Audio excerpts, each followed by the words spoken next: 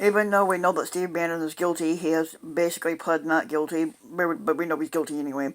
So former White House advisor Steve Bannon has pled not guilty to charges of wire fraud and money laundering Thursday after federal prosecutors in New York announced that Bannon and three others were indicted for allegedly defrauding donors to a $25 million fundraising campaign to build a border wall along the southern border. Acting U.S. Attorney for the Southern District of New York, Audrey Strauss, said Bannon, Brian Colpage, and Andrew Baldolato and Timothy Shea were arrested Thursday morning, and Bannon was taken into custody by agents from the U.S. Postal Service off the coast of Connecticut on a 152-foot yacht registered to an exiled Chinese billionaire Wang Yu. Law enforcement sources said the indictment was unsealed Thursday morning. Bannon was released on a $5 million bond Thursday afternoon, and he must forfeit his passport. He could only travel to D.C., Maryland, and Connecticut for work in the Eastern and Southern District of New York. Bannon, who was 66 years old, joined the Trump campaign in 2016 and subsequently served in the White House as chief of strategist until being forced out in August of 2017. He is the sixth close associate of the fake president to face federal charges since 2017. Trump distanced himself from Bannon on Thursday, telling reporters at the White House that I haven't been dealing with him for a very long period of time. The fake president also said he disliked the private effort to fund construction of the border wall and believed it was being done for showboating reasons. In a July tweet, Trump referenced a section of a wall built by a private group which raised money by ads and said it was only done to make me look bad, and perhaps it now doesn't even work. Should have been built like the rest of a wall.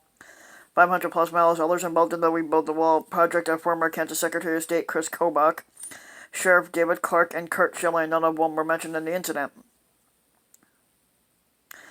The four men named in Thursday's indictment are accused of defrauding the hundreds of thousands of people who donated to the Rebuild the Wall fundraising campaign that raked in more than $25 million to build a wall along the U.S.-Mexico border, according to the indictment.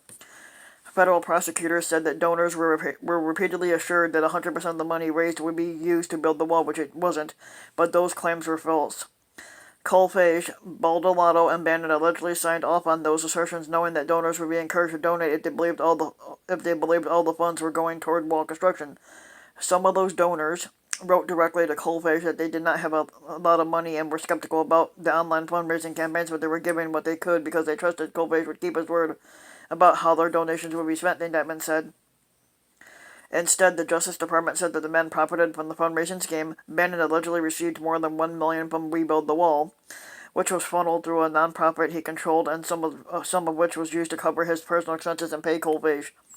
According to the indictment, Colfage, who organized the campaign, received more than $350,000 from money donated to the Rebuild the Wall, which he then took that money and paid for home renovations, payments toward a boat, a luxury SUV car, a golf cart, jewelry, cosmetic surgery, and personal tax payments and credit card debt. To hide the payments from the fundraising campaign, federal prosecutors said that the four men routed money through the nonprofit and a shell company controlled by Shea. The men concealed the money using fake invoices and fraudulent vendor arrangements to ensure that the scheme remained confidential, according to the indictment. Although Rebuild the Wall spent money on the construction of the border wall, hundreds of thousands of dollars were siphoned out of Rebuild the Wall for personal use and benefit of Colpage, Bannon, Baldolato, and Timothy Shea. Federal prosecutors had said under an arrangement reached by Bannon, Colpage, and Baldolato days after the fundraising campaign launched, Colpage was to be secretly paid $100,000 upfront and then $20,000 per month, according to the indictment, to keep the deal out of public view. Bannon had agreed to funnel payments from Rebuild the Wall to Colpage through the nonprofit he controlled.